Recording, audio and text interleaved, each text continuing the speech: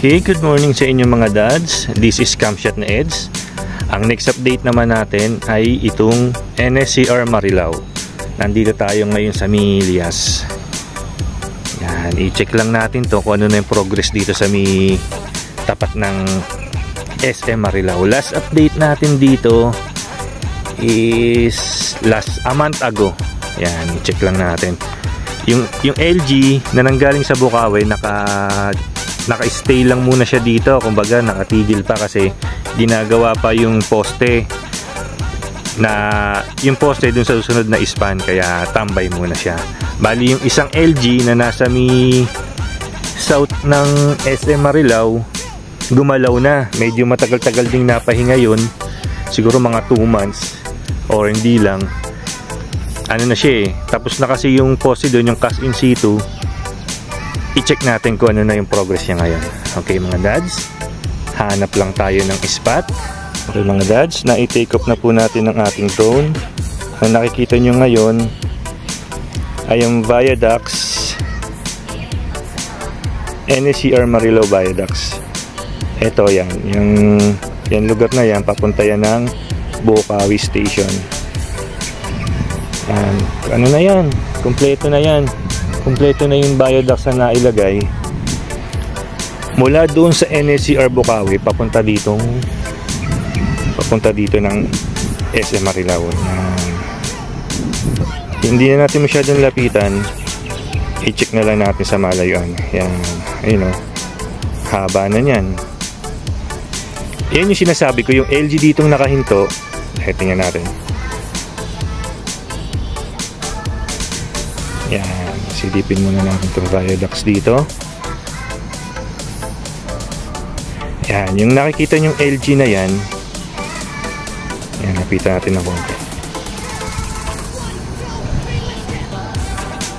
Okay, yung LG na yan, yan ang nanggaling doon sa NSCR Bukawi. Bali ang way niya papunta dito ng SM Marilao, kaya ang haba na niyan. Siguro mga 2 years din yan nilagyan yung kahabaan ng Bukawi to Marilao hanggang dito sa Milias. Yan, papakita ko na sa inyo yung poste na sinasabi ko sa inyo, kaya hindi pa makatawid. Yan, yan. Okay, gandang tingnan, no? Biruin mo, dito sa Bulacan mayroon ng train na magmumula sa Laguna. Yan, isum ko lang. Yan, ito yung poste na susunod. Ongoing pa yung construction niya, kaya hindi pa makagalaw tong LG Bukawi. Okay, mabalik tayo. Ito nga palang NSCR station na to. Ito ay pag fully operational na siya, mula Clark, Pampanga hanggang Laguna ang haba nito. Okay, yan ang magiging cast in situ. Dito yan sa north side ng NSCR Marilao. Yan, once na matapos yan, yung dalawang poste na yan na natitira, lapitan natin ng konti itong, or huwag natin lapitan, puntahan natin itong NSCR Marilao. Taasan natin ng konti. Yan, daanin na lang natin sa zoom. Baka kasi mamaya maka-istorbo sa mga gumagawa. By the way, today is Friday. May mga workers kasing gumagawa dyan. Yan, kung makikita nyo, 3 columns. 3 columns itong viaducts dito sa SM Marilao. Kasi dito pwede mag-overtaking ng mga express train. Yan. Bali ang dalawa yung type ng train, isang express saka yung commuter. Yung commuter, lahat ng istasyon dadaanan nun. Yung express train naman, siguro may mga I'm not sure kung dire-diretso to ng Clark or may mga certain station lang na hihintuan. Yan, bali ang nasa pinakagitnang viaducts, ito yung pinaka main line. Okay, 2 rail track siya. Tapos yung magkabilang gilid, single lang. Okay, makikita natin yung platform. May crane kasi dito, kaya natatakot akong ilapit eh. Ayun o. ipaikutan na lang natin. Ayan, bali ang nakikita nyo ngayon, ito ang NSCR Marilao Station.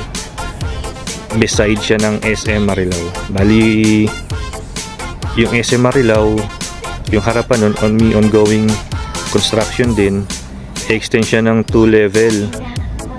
Kumbaga ipapantay siya dun sa magiging istasyon dito sa SM Marilao. Okay, lapitan lang natin ng konti itong yung mga platform na yan, yung nilalagay na yan.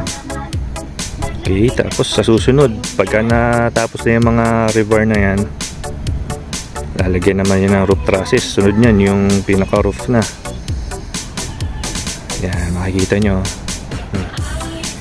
Iniiwasan ko lang tong crane baka kasi tamaan. Yan, medyo malayo na naman siguro. Yan, makikita nyo. Yan, yan na yung LG. Teka lang, isum natin ng konti. Okay, kung makikita nyo,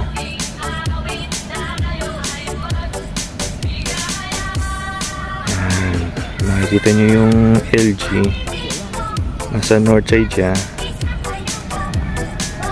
Yan, makikita nyo tapos na yung dalawang natitirang poste dito, kaya gumalaw na yung LG. Yan, try kong ilapit pa naman kasi pag nilalapit medyo na malabo.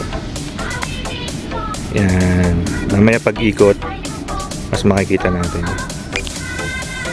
Yan, bali na napagdikit-dikit na pala lahat nung nung segmental box girders. Ayan. Alam nyo kaya na-trauma ako dito sa SM Marilao kasi dito tumama yung drone ko tumama sa kuryente kaya natatakot na ako magpalipad dito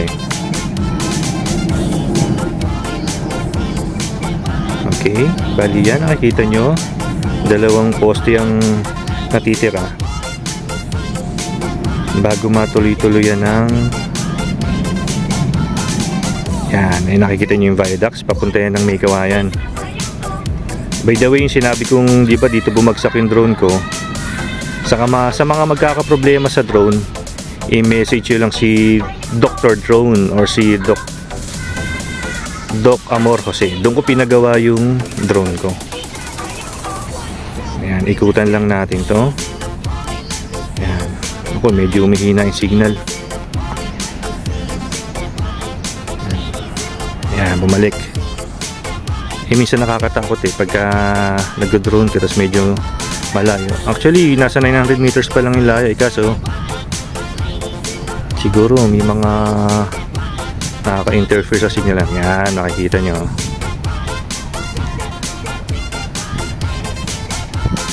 Okay, switch lang ako, picturean ko lang to.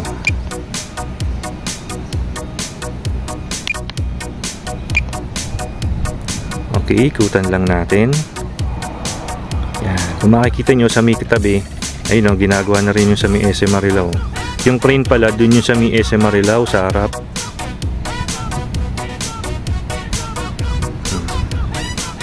Yun, nag-orange siya naman yung signal natin.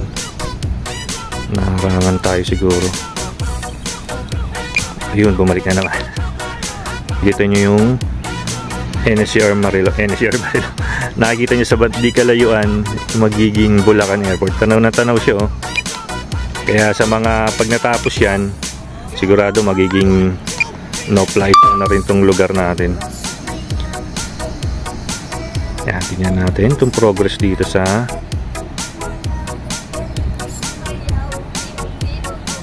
yan yung progress dito sa NSCR Marilao. By the way, ito tatlong viaducts kasi ang gagawin dito. Medyo matagal kasi ililipat-lipat yung LG. Ayan o.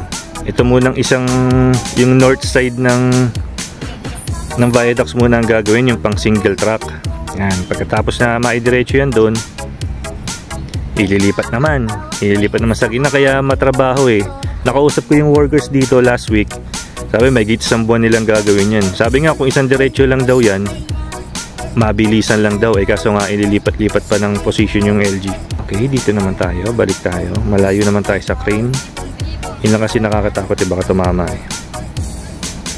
Yan, ganda medyo madami-dami na rin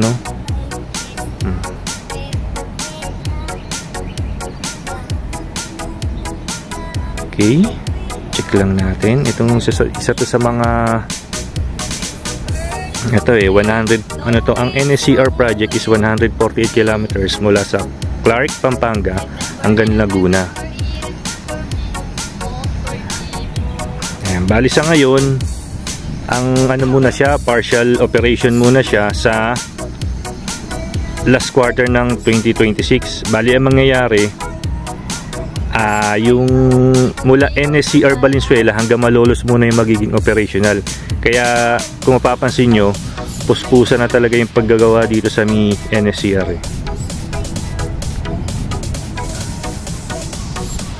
Yan, pabalik tayo, pa north tayo. Uy, malayo naman tayo sa Carino. Ang ganda oh. Ito yung sinasabi ko kanina na hindi pa tapos. Sulit na sulit to, lalo na sa mga pumapasok ng kunyari, estudyante ka. Sulit yan kasi may BSU sa Malolos. Hindi nga lang natin alam kung magkano pa yung magiging pamasahe niya. Standby lang tayo. Okay, nandito na tayo sa LG na nanggaling sa Bukawi. Tingnan natin yung aerial view dito sa yung papuntang north naman.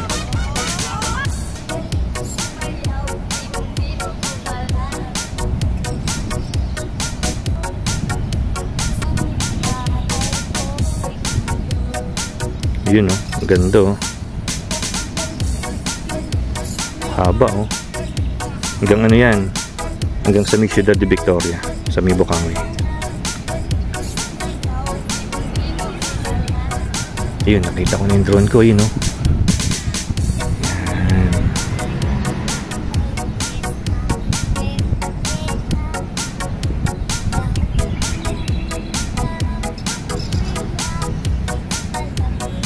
Yan, nandito tayo ngayon sa may bridge. Ito yung sa may Marilao Bridge. Tingnan natin kung maikutan natin ito, kung hindi mawawala yung signal. Ayan, nag-orange na yung signal. Sa mga may DJI drone, hindi kayo dapat mag-worry pagka nagaganyan. Pero syempre nakakakaba. Kasi ano yan kunyari na-disconnect, kusang babalik yan. Ayan, weak antennas, balik na natin, pumupula yung signal kasi naharangan na tayo ng mga puno, pader.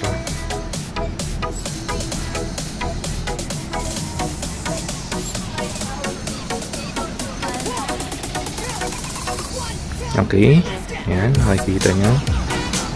Okay mga dads, sa ngayon, ito lang muna po ang ating update dito sa NSCR Marilao. Ayan, kung nakikita nyo, nandito ang spot ko dito sa ni Lias Cemetery. Dito kasi magandang spot na open. Okay, ibaba na natin doon. Okay mga dads, okay, sa mga bago lang ang channel ko, pakiclick naman ang subscribe button. Sabayan nyo na rin ang notification bell para maging updated ka pa sa mga susunod nating palipad regarding dito sa NSCR project. Okay, sa ngayon hanggang dito lang muna po ulit tayo. Kita-kits po ulit tayo sa susunod nating update. This is Kamshad ni Edge. Thank you, maraming salamat.